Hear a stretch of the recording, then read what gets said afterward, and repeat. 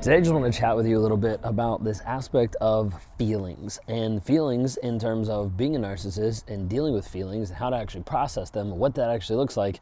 I don't know where we're going, but we're going to dive into this piece of feelings today. Does a narcissist actually feel? How does he actually feel? What's it look like? How's it feel, right? So we're going to talk about today. If you guys are new here, my name is Ben Taylor. I'm a self-aware narcissist on this channel to provide awareness of narcissistic abuse. The founder of Raw Motivations, and the goal is to be able to liberate women trapped in toxic relationships and help toxic men actually come back to a place of being honest. So inside of this, the whole goal and endeavor is freedom, for people to actually find freedom. And one of the pieces that people typically do not have freedom is in the area of their feelings, how they actually feel, what actually engages. As many times when I get on a client call and we talk with someone and I'll be asking them, how do you actually feel about the situation? How do you feel about what you just went through? How do you feel? And I'll ask some different aspects because I want to know what's actually going on internally, not just on a logical level of this happened, but like, what did it actually do to you? How did that actually impact you? And whenever I do this, there's sometimes kind of like a deer in the headlights look of like, I don't really know how to feel. And that's because I find so many people that have stuffed their feelings down, that have become that emotionally constipated, where they don't have their emotions and their feelings at the surface, but they actually hide them.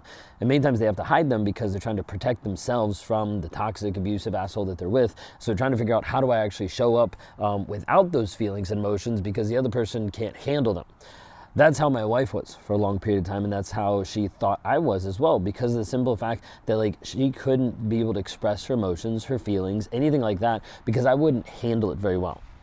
Now, growing up, feelings were never really something that was talked about. It was never something that was a focus. It wasn't something that we engaged with or really were like, how are you feeling today? Like, it just wasn't a thing.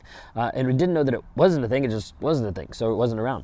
But then there also became this period of time where I started to think and look at feelings in a positive or a negative light. So there was good feelings and then there was bad feelings. Well, if I'm feeling this way about this, then that could be a good feeling. If I'm feeling this way about this, that could be a bad feeling. So like feeling good about cheating, that could be a bad feeling, right? Because it was like morally bad. So there was a lot of judgment and boxes and things in my mind that was putting myself in different categories, right, of feelings. And as a result, I started to think of feelings and emotions as being good or bad, versus part of that is just simply being human. Having emotions, having feelings is part of life and part of actually just being human and showing up. But inside of all of this, I started to think through, okay, this is how I'm showing up. This is what I'm thinking. This is what I'm feeling. It wasn't a piece that I would ever open up or that I would express to other people. I didn't want to. It was a piece that it felt uncomfortable. It felt weird. It felt odd. And so it was something that I would always avoid. Feelings for me were kind of like peeling back who I was inside to a place that I had to actually express something that I wasn't comfortable expressing. And the reason why I wasn't comfortable expressing is I didn't want to actually share and show who I was inside. Who I was inside, I wasn't proud of. I didn't really enjoy who I was. I didn't really like who I was. I didn't really like how I showed up. I just knew, hey, this is what I want and this is what I need, so I'm going to keep doing these things to get an end result. Even though it was being toxic and even though it was being abusive, it still wasn't something that even resonated or connected with me. I was just trying to not feel the bad feelings and only feel the good feelings, because that's how I viewed them. Where in reality, like, there's not bad or good feelings. There's light or dark feelings. There's like these heavy feelings or these like light feelings, but there's not really these feelings that are good or bad. I was putting so much judgment on my actual feelings that I would feel bad about something, and then I would judge myself for feeling bad, and then there'd be shame about feeling bad about what I judged. Like, it was just this endless spiral of feelings. Many times people are looking at narcissists and they say, oh, they're void of empathy, which is not 100% true. And then they're also saying, oh, because of that, they also don't feel. That's to feel is to be human. So I don't think it's right to be able to say, hey, narcissists don't feel. They feel, they just typically compartmentalize, shove it to the side, disassociate from it, multiple things that happen so they don't have to engage with the emotions. Now, the feelings and the emotions can be a difficult thing to process because they become very, very vulnerable, kind of like a soul and a heart level of me exposing who I am and how I feel about something.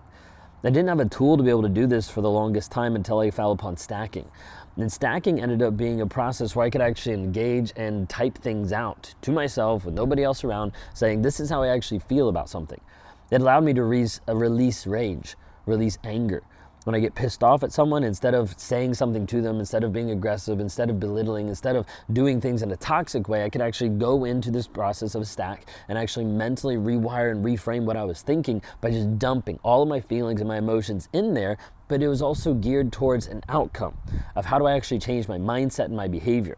Stacking wasn't just simply a journal process where I just throw a bunch of stuff down with no action and nothing to actually follow it up. Stacking ended up being a process to help me deal with the emotions and deal with the feelings, but then be able to actually have something off the backside of how I was going to view them differently or how I was going to work on the situation differently. Now, being able to feel has always been there. And there's a lot of times that I would feel so much and so deeply that I wouldn't know how to express it.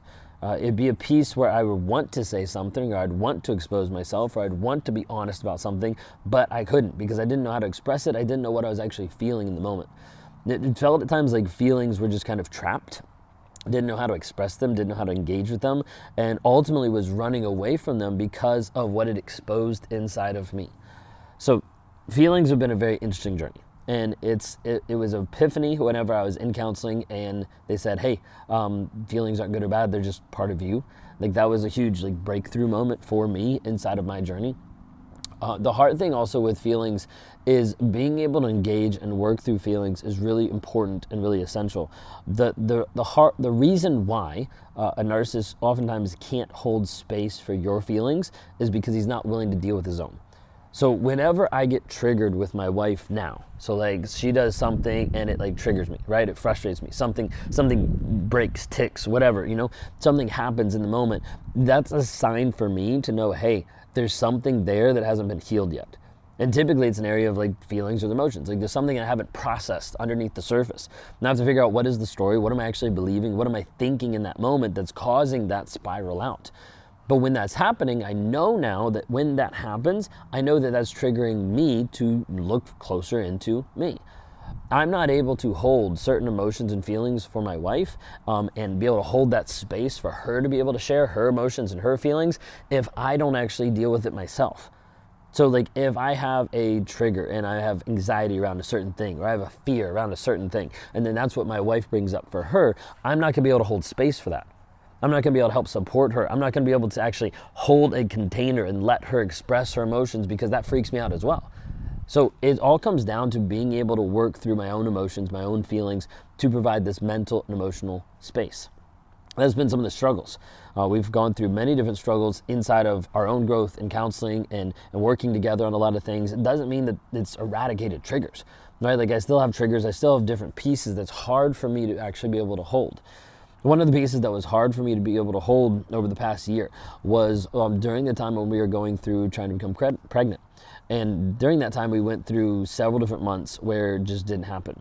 Some miscarriages, some pieces where it just never happened, and it started looking like it wasn't going to happen. We were starting to look into different options of how do we actually see about making this actually happen and us having more kids. And inside of this, there was a huge struggle. And the huge struggle was when Kayla would get really upset and emotional about it, I had a really hard time. It was one of the hardest times I ever had to hold any type of space for her. I'd rather push her away and have her go talk to someone else. I'd rather have her deal with it in a different way. I'd rather have her say, well, we're just gonna do this. It just, for some reason, that was one of the hardest ones for me to be able to handle emotionally. Then when we're in counseling, we're working on this inside of couples, one of the things that came up is me actually having to feel it. And the counselor actually had me feel this aspect. And we walked through this exercise to be able to try to engage the feelings and the emotions of, okay, what if we only have one child? How's that going to feel? And I realized that there was a piece inside of me that I hadn't healed. There was a piece inside of me that I hadn't dealt with. So as a result, I wasn't able to hold space for Kayla when she was frustrated, when she was upset, when she was hurting during this period of time of not being able to get pregnant. So I say all this because it's important to understand that the feelings that you have to be processed. If they're not processed, then one, you don't know how to actually deal with them and you become this emotionally numb and feeling suppressed person. But then two, it also doesn't help the people around you. It doesn't help your kids. It doesn't help you, friends and family. People around you that are going to express their own emotions, their own feelings at different times are going to trigger you. And they're going to trigger you because you haven't actually worked on you in that particular area.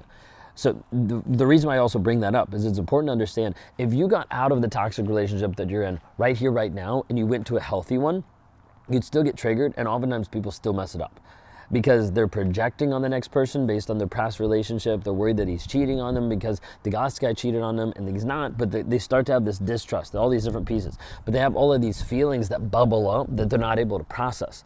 And when they're not able to process it, it ends up coming out in other ways that oftentimes are destructive to the marriage or to the relationship. So hopefully this helps just in giving just a bit of a perspective, just an aspect. These Saturday videos are not a like scripted out, structured of like, let's tell you about this piece, but it's just me kind of talking, just sharing a little bit more about me, about my life, about maybe some past experiences. Saturday and Sunday a little bit more just kind of flowy, I guess you could say. If you want to know more about what I do and how to actually help you heal, I want to invite you to my masterclass, which you can go to rawmotivations.com/masterclass. But inside of that, a lot of what we're dealing with is trying to be able to answer questions of people being stuck in the trauma bond, people being stuck in the fog, people being stuck in the guilt of the relationship, not knowing how to leave or how to break the trauma bond, the triggers that right now are controlling them. Now, if I can help with that, I want to actually just give you an opportunity to be able to see this, understand this, and provide a way out for the abuse that you're currently in. If I can help with any of that, you can go to rawmotivations.com. If you want that masterclass, then click on that below.